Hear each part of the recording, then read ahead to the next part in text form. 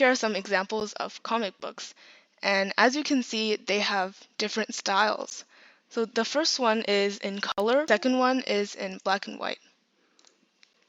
And the first one has animal as characters, and the second one has human characters.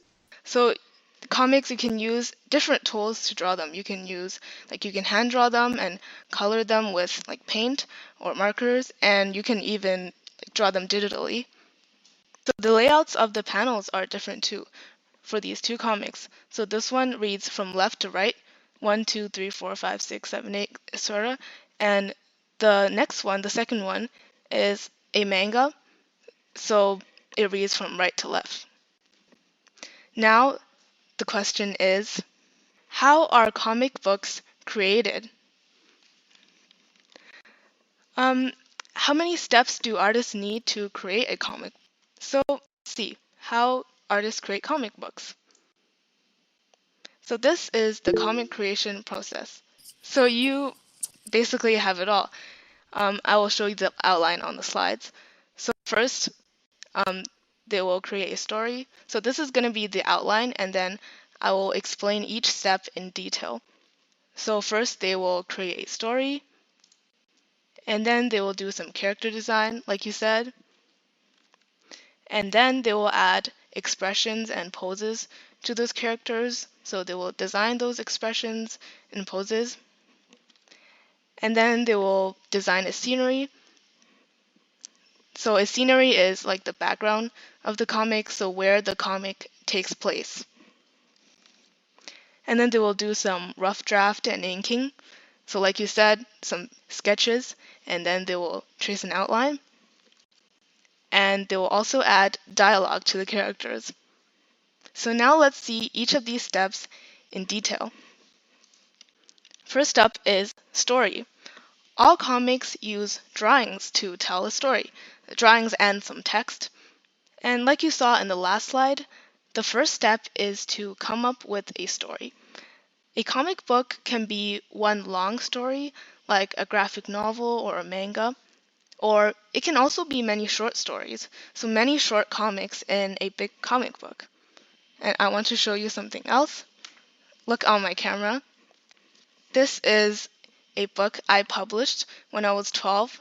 It's called Rocking 12 because it includes like many comics I created when I was 12 about the funny events of my life.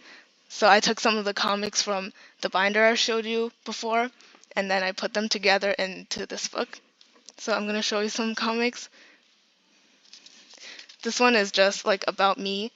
This one is me trying to take a nap, but like sleeping way over time. And annoying siblings. So when my siblings were small, they were kind of annoying, but they're fun to have around. So here are some comics about them. And this is a comic about my life in school and about me not finding my pencil. So my pencil, here you can see it was right in front of me, but I couldn't find it after like a long time. So just funny short comics. So this is an example of a comic book that has many short comics in it and not like a long story comic. Now you can look back onto the slides. Every story needs one or more characters, right? So the second step is to design characters. And in my Rocking 12 book, there is one main character, which is me, and there are many side characters. So for example, my parents, my siblings, my friends, and my teachers. And thank you all for your encouragement and using the emoji reaction buttons.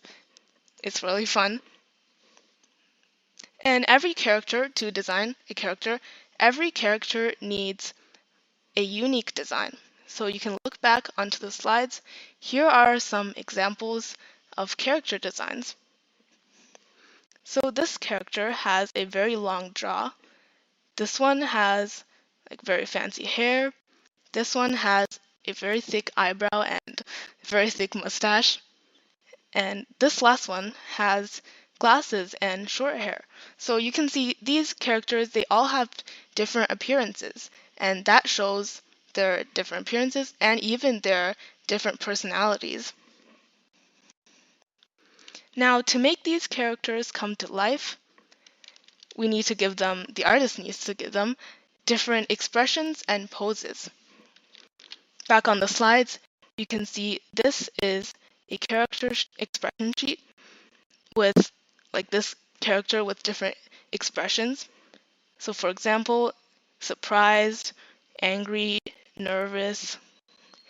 And the second image is a pose sheet.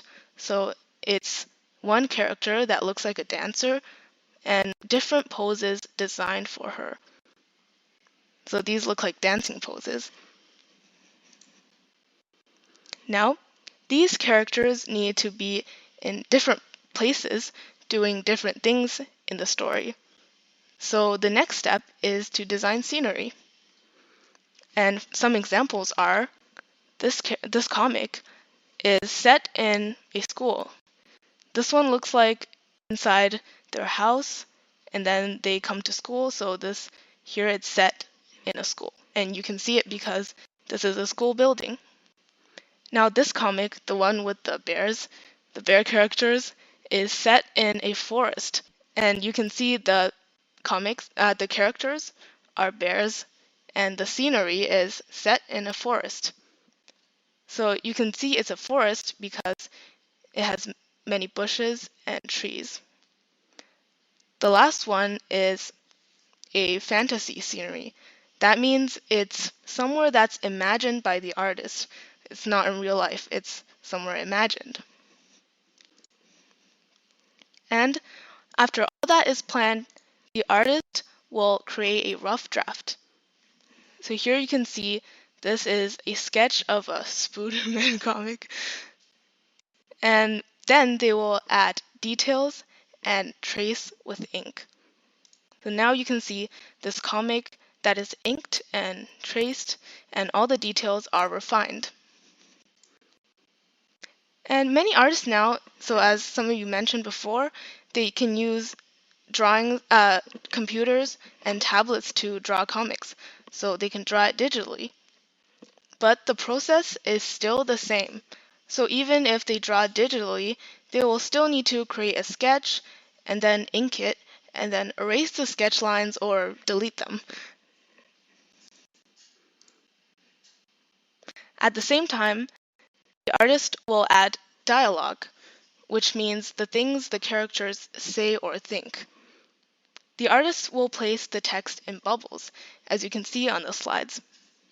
And the order of the bubbles is really important because they read from right to left, left to right, and top to bottom.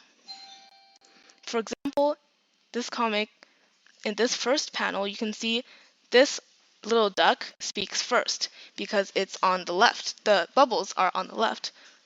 And this adult duck will speak second because this bubble is on the right. And these are examples of speaking bubbles. So they're like an oval or a circle with a tip at the end that points to the character that's speaking. And there are also many different types of bubbles. Here is an example of a shouting bubble.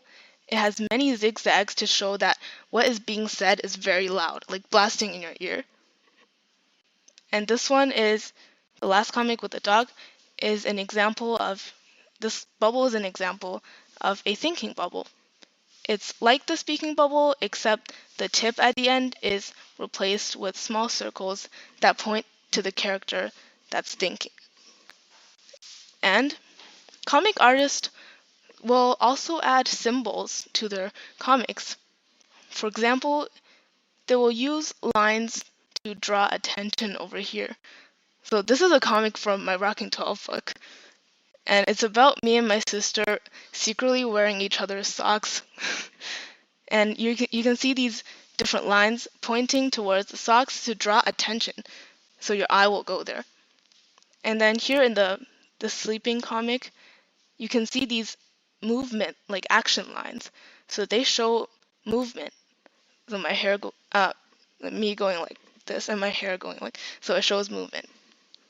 And artists will also use words to represent sounds. So now you can see, so here you can see examples of that, blah blah blah, flop, and gasp. They're not really read like that. Gasp is like, but they use these words to, yeah, they use these words to represent the sounds. Yeah.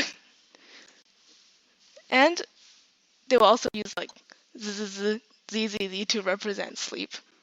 And once these steps are finished, the artist will publish their comic.